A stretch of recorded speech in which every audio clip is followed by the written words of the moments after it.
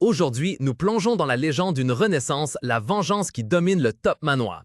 Autrefois la honte de la plus grande famille d'épéistes, Jin Runkandel mourut dans l'amertume, pour renaître doté d'une chance de tout refaire. Portant des souvenirs du futur et un pacte avec les dieux, son objectif est clair, la vengeance. Le bon à rien d'autrefois pourra-t-il renverser un empire entier? Et voici comment l'histoire commence. Au milieu de la nuit profonde, l'emblème en forme d'épée irradie une lumière bleue mystique, symbole de la famille Runkandel, un clan de manieurs d'épée qui domine la moitié du monde. C'est un clan d'épéistes renommé où les membres dès la naissance possèdent une constitution robuste et des talents extraordinaires. Avec une puissance écrasante, les épéistes aux cheveux blancs, empreints d'une aura royale et aux yeux brillants, ont régné sur ce monde. Leur essence est définie par trois choses. La première est le combat. Lors d'affrontements acharnés, quand les lames étincellent d'une lumière magique, un sourire frénétique éclot sur leurs lèvres, exprimant une joie pure au combat. La suivante est la conquête. Sous le crépuscule d'un champ de bataille dévasté, une silhouette solitaire se tient sur les ruines des ennemis, le fier étendard de la famille flottant, marquant une conquête accomplie. Et la dernière est le contrôle. Sur le trône, les dirigeants masqués tiennent les chaînes des vaincus, les forçant à s'agenouiller dans une soumission absolue. Combat, conquête et contrôle. Ces trois choses disent tout de cette famille. C'est aussi la famille où je suis né. Je suis Jin Runkandel. Parmi les innombrables figures puissantes du clan, je suis le fils cadet.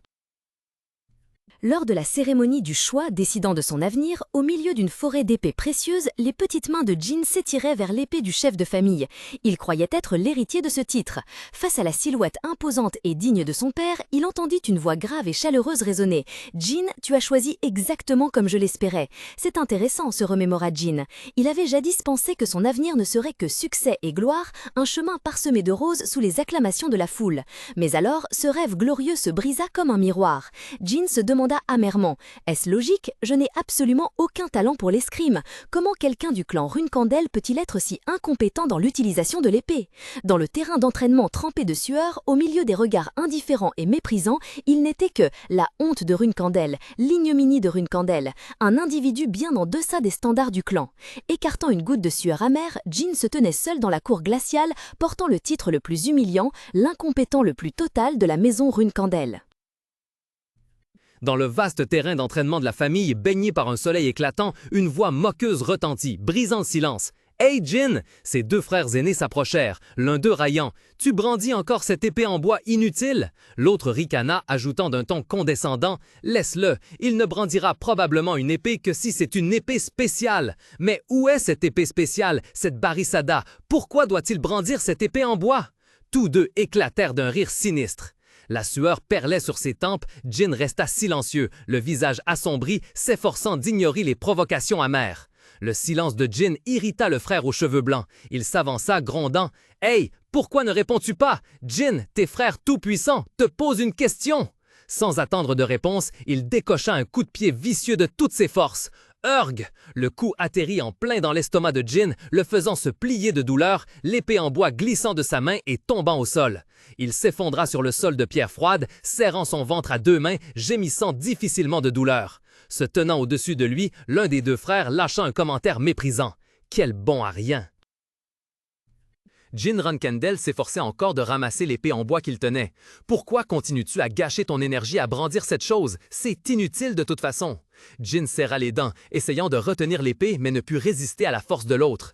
Il les ramassa, les tourna et les retourna avec délectation, puis éclata de rire. « Ah! Qu'est-ce que c'est que ça? La théorie de l'épée de base? Et tu penses vraiment pouvoir exceller dans l'escrime juste en lisant ces théories creuses? C'est pourquoi les inutiles ne devraient jamais avoir de chance. » L'horreur se lisait sur le visage de Jin quand l'autre leva l'épée en bois, ses deux mains agrippant fermement les deux extrémités. « Arrête! Rends-la-moi! » cria Jin désespérément.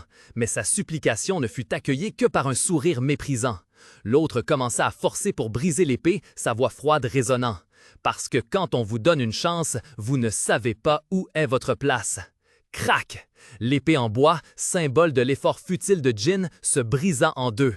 Des éclats de bois volèrent dans l'air. Stupéfait et en proie à la douleur, Jin s'effondra, ne pouvant qu'émettre un cri désespéré. « Arrête! » Projeté à plat ventre sur le sol de pierre froide, Jin s'accrochait au dernier espoir. Une grande silhouette masqua la lumière et une lourde botte de cuir écrasa sans hésiter son épée de bois en miettes. Tu n'as pas besoin de faire ça, murmura Jin, sa voix faible mais pleine de défi. Qu'est-ce que tu as dit? Rugit une voix furieuse. Une main brutale attrapa les cheveux de Jin, tirant sa pète en arrière. Nous faisons tout ça pour toi. Pourquoi continues-tu de nous défier? Tandis que deux autres frères le maintenaient au sol, un autre se pencha, le ton moqueur. C'est ce que ta nourrice t'a appris? Ça n'a rien à voir avec Jilly, gronda Jin entre ses dents, se débattant en vain. Le frère resserra sa prise sur ses cheveux, le regard froid. On dirait que tu es toujours aussi têtu. Il semble que nous devions te donner une bonne leçon de savoir-vivre. Au milieu de ce cruel supplice, l'esprit de Jin s'échappa vers l'image du somptueux manoir Runkandel sous le soleil couchant. L'intimidation de mes frères, mon lamentable talent inexistant. La scène se flouta et une froide vérité émergea dans son esprit. Je n'en avais absolument rien à faire.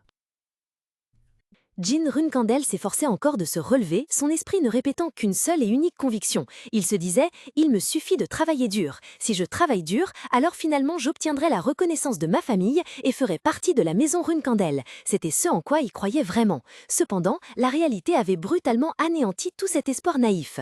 Le souvenir du jour fatidique lui revint, la voix froide et impassible résonnant sous le ciel d'un bleu profond entre les tours majestueuses du clan. « Jin Runkandel, à partir de cet instant, tu es banni du clan. » Le portail colossal orné de l'emblème Runkandel se referma lentement, emprisonnant toutes ses espérances à l'intérieur et le poussant vers le vaste monde seul.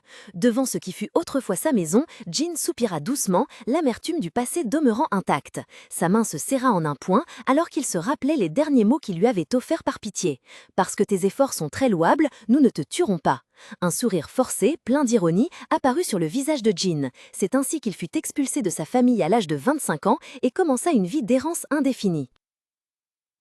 Sous la pluie et la neige glaciale, Jin remémorait silencieusement le passé. C'était à l'époque où il avait rencontré le maître. Au milieu de la place bondée, une silhouette aux cheveux roux flamboyants et un sceptre mystérieux était apparu et à cet instant précis, Jin avait réalisé une vérité choquante. Il avait vraiment du talent. Non seulement cela, mais c'était un talent pour la magie, un domaine absolument tabou dans la famille Runkandel. Une aura dorée brillante enveloppait Jin. Une puissance qu'il n'avait jamais ressentie en tenant une épée jaillissait maintenant intensément entre ses paumes, accompagné d'un sourire confiant et défiant, 3 ans plus tard. Sous le clair de lune pâle filtrant par la fenêtre, Jin se tenait au milieu de la pièce remplie de livres, murmurant les principes de la magie qu'il avait minutieusement étudiés.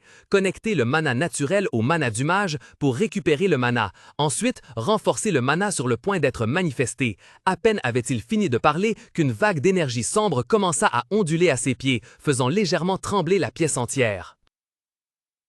Soudain, un cri strident déchira l'espace alors que des flots d'énergie sombre, tourbillonnants et féroces engloutissaient Jin. C'était comme être tiré par des milliers de mains invisibles. Autour de Jin s'étendait un espace vide et éthéré, teinté d'un étrange bleu. Il se tenait seul dans le vide, perdu et désorienté. Une voix grave et résonnante venue d'en haut fit sursauter Jin qui leva la tête. Des sueurs froides lui coulaient sur le front, il balbutiait avec surprise et effroi. « Qui es-tu » De l'obscurité diffuse, une entité gigantesque apparut, majestueuse et terrifiante. Son immense silhouette était enchaînée par de colossales cordes métalliques suspendues dans un univers scintillant comme des étoiles. Cette voix autoritaire résonna de nouveau, répondant à la question de Jin. « Je suis Solderay, le souverain de toutes les ténèbres. » Dans l'espace sombre et vide, enveloppé de flux d'énergie bleu profond et mystique, une voix majestueuse résonna, appelant le nom de Jin Runkandel. Jin se tenait là, regardant fixement le vide, cherchant la source du son. Devant lui, une ombre gigantesque, sans forme définie, apparaissait lentement. La voix retentit à nouveau, puissante et ancienne. « Moi, en tant que dieu des ténèbres, je te propose un pacte. » Jin resta stupéfait, sans avoir le temps de comprendre ce qui se passait. La voix de Solderay continua, avec une promesse tentante. « Si tu passes un pacte avec moi, tu pourras non seulement utiliser le pouvoir des ténèbres, mais aussi annuler toutes les malédictions. » La voix s'interrompit brusquement, comme si elle avait détecté quelque chose d'inhabituel. Immédiatement, des chaînes rouges sang apparurent du vide, s'enroulant fermement autour du corps de Jin. Elles se resserrèrent, convergeant vers une marque rougeoyante et incandescente sur sa poitrine. Solderay s'exclama avec surprise. « Oh là là !» Le dieu sembla comprendre le problème, son ton passant de la surprise à la méditation. « Oh, celui qui a fait le pacte, il semblerait que tu aies été haï par quelqu'un quand tu étais enfant. Ton talent a été brisé par une simple malédiction. » Jin fut pétrifié, les yeux grands ouverts et pleins de confusion. Il balbutia « Une malédiction ?» « Oui, répondit Solderet d'une voix décisive. C'est la malédiction appelée « illusion de la lame » qui supprime les talents d'épéiste. C'est une terrible malédiction qui ne devrait jamais exister dans le clan Runekandel. L'explication du dieu fut comme un coup de marteau dans l'esprit de Jin, révélant le secret le plus amer de sa vie. La voix de Solderet résonna. « Je comprends. C'est peut-être la raison pour laquelle tu m'as attiré. À partir de cet instant, plus aucune malédiction ne pourra te nuire. » Crac! Un bruit strident retentit. Les chaînes qui entravaient Jin depuis si longtemps se brisèrent en 1000 morceaux. L'énergie rougeoyante se dissipa comme de la fumée, ne laissant que de minuscules traînées de lumière sur les mains du jeune homme. Jin regarda stupéfait, n'arrivant pas à croire à cette libération soudaine. Une main faite d'ombre s'étendit, tel un serment. « Il ne te reste plus qu'à devenir un chevalier mage extraordinaire, » déclara Solderet. Un objet bleu scintillait, tel un pendule géant, et fut remis à Jin. « Jin Runekandel, je serais ravi de t'observer. » L'espace d'obscurité se dissipa. Jin se retrouva dans sa chambre mansardée familière, faiblement éclairée par le lustre. Le souffle des ténèbres qui l'avait opprimé tourbillonnait maintenant doucement autour de lui comme une partie d'un nouveau pouvoir éveillé. Après un moment de silence, le regard de Jin s'illumina d'une détermination inébranlable. Il s'avança, la main ferme, et saisit l'épée. Un coup d'épée franc et puissant fendit l'air, signalant un tout nouveau départ. Sous la pleine lune éclatante, Jin Runekandel sortit de la pièce, l'épée à la main reflétant une lumière argentée et glaciale. La nuit était silencieuse, seuls les échos de ses pas résonnaient dans l'espace. Swish! La lame d'acier fut tirée de son fourreau en un arc parfait, un son aigu déchirant l'air nocturne. Dès qu'il commença à manier l'épée, une puissante aura de force vitale bleu-azur éclata, tourbillonnant autour de Jin et de son arme. Ce flux impétueux suivait chaque mouvement, traçant des traînées lumineuses éblouissantes dans l'obscurité. Comme Solderet l'avait dit, pensa Jin, les yeux brillants d'étonnement. Chaque fois que je prends mon épée, j'atteins un nouveau sommet. Un sourire d'excitation frénétique se dessina sur les lèvres de Jin, des perles de sueur perlant sur son front. Il ressentait clairement le changement. Elle est si légère, comme si elle n'avait aucun poids. J'ai l'impression de ne brandir que mes mains vides. Celui qui était autrefois considéré comme la pire des ordures de l'histoire du clan Runekandel brandissait maintenant des coups d'épée puissants, son corps immergé dans un tourbillon de force vitale. L'exaltation montait dans sa poitrine lorsqu'une pensée audacieuse lui traversa l'esprit. Et si j'y ajoutais de la magie ? Presque immédiatement, un cercle magique complexe orné de caractères anciens s'illumina vivement devant Jin, émettant une source d'énergie magique pure et intense, éclairant une portion entière de la cour sombre. Son regard s'illumina d'une détermination farouche et un sourire satisfait effleura ses lèvres tandis qu'il abattait son épée avec une puissance inimaginable. Un faisceau de lumière éblouissant déchira l'obscurité, laissant une traînée lumineuse diffuse dans l'air. En un instant, une profonde prise de conscience éclata dans l'esprit de Jin. Son ancien lui, l'incompétent, avait totalement disparu. Il poussa un soupir de soulagement, des perles de sueur perlant sur ses tempes. En voyant le fruit de ses efforts, un sourire de satisfaction apparut sur ses lèvres. « Enfin, mon travail a été récompensé !» Au milieu de la forêt isolée, un bruissement provenant des buissons rompit le moment de triomphe de Jin.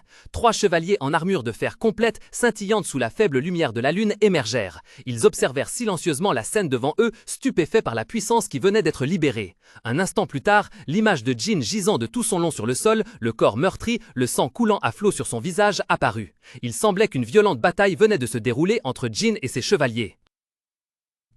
Dans l'espace flou, la conscience de Jin Runekandel flottait. Un son faible et lointain semblait résonner. Ai-je entendu quelque chose? Un cri? Une lourdeur soudaine l'envahit, serrant tout son corps. La gorge sèche, Jin eut du mal à ouvrir les yeux, mais la seule chose qu'il percevait était la douleur et les ruines environnantes. Il gisait face contre terre sur le sol froid, une partie de son corps ensevelie sous de gros rochers. Du sang frais s'échappait de sa bouche, teignant une large zone en rouge. « Hein? » murmura-t-il, désorienté, essayant de reconstituer les événements. Son dernier souvenir était flou. Une lueur d'espoir, il appela de toutes ses forces dans son esprit. « Maître, Solderet, y a-t-il quelqu'un? » Le silence effrayant fut la seule réponse. Personne ne répondit. Alors que la conscience de la mort imminente devenait plus claire, un flot de pensées amères et désespérées submergea l'esprit de Jin. « Je n'arrive pas à croire que je meurs dans mon sommeil. Est-ce qu'après tout, je ne suis qu'un incapable? N'aurais-je même pas l'occasion d'utiliser la magie et le pouvoir de Solderet que j'ai si difficilement obtenu? Si tout se termine ainsi... » Pourquoi moi m'a-t-on donné une seconde chance? C'était la dernière pensée qui traversait l'esprit de Jean alors que sa conscience s'évanouissait parmi les décombres froids, son corps gisant immobile dans sa propre mare de sang. Tout sombra dans un vide noir et silencieux. Mais alors, l'obscurité se dissipa, laissant place à une lumière chaude et à une sensation de douceur sous la paume de ses mains. Jean ouvrit les yeux avec stupéfaction, regardant ses petites mains immatures posées sur un tapis d'herbe verdoyante. Son esprit était complètement embrouillé. Des images fulgurantes lui revinrent, les visages familiers et sévères des membres de son clan, leur atelier d'épée scintillante sous le soleil éclatant du terrain d'entraînement. Qu'est-ce qui se passe? J'étais clairement mort, pourtant. Alors que Jean était encore sous le choc, une voix douce et chaleureuse résonna devant lui, le tirant de ses réflexions. « Allez, jeune maître Jean !» C'était Jilly, avec ses doux cheveux bruns et son sourire éclatant comme le soleil. « Jilly, pourquoi est-elle ici ?» Jean était stupéfait, son cœur battant à tout rompre dans sa jeune poitrine. Au milieu d'un champ infini où des milliers d'épées étaient fichées dans le sol comme des tombes silencieuses, une lame unique rayonnait d'un éclat brillant. C'était Barissada. Jean était stupéfait, ses yeux d'enfant s'écarquillant de surprise. Il reconnut la scène, un souvenir qui lui semblait s'être estompé. « C'est la cérémonie de sélection », pensa Jean, en sentant la terre humide sous sa petite main. « Je suis revenu dans le passé, de retour dans le corps d'un bébé d'1 an, Jean Runekandel. Dans ma vie précédente, je n'avais choisi cette épée que par hasard, mais... cette fois, ce serait différent. Avec une détermination de fer, disproportionnée pour son corps immature, le garçon rampa en avant, sa petite main potelée s'étirant pour toucher la lame froide de Barissada. Immédiatement, un murmure d'étonnement se propagea dans la foule observant la cérémonie. L'un des membres seniors du clan s'exclama avec stupéfaction. « Le plus jeune maître a choisi l'épée du chef de clan !» Sous un ciel d'un bleu éclatant parsemé de traînées de nuages blancs, une gigantesque épée colossale se dressait, majestueuse et splendide. Les rayons du soleil éblouissant se reflétaient sur la poignée en or pur, dégageant une aura sacrée. De minuscules particules de lumière dansaient dans l'air, enveloppant cette scène grandiose. Pourtant, sous l'ombre de cette immense épée, Jean Runekandel n'était qu'un petit garçon, agenouillé, main au sol, sur une terre couverte de mauvaises herbes. Il leva les yeux, ses prunelles d'un bleu profond fixant la lame acérée qui obscurcissait le soleil, révélant une détermination effrayante. Une flamme de résolution venait de s'allumer des cendres d'une vie antérieure, le poussant à prononcer un vœu du plus profond de son être. « Dans cette vie, pensa-t-il en serrant les dents, je ferai mes propres choix. »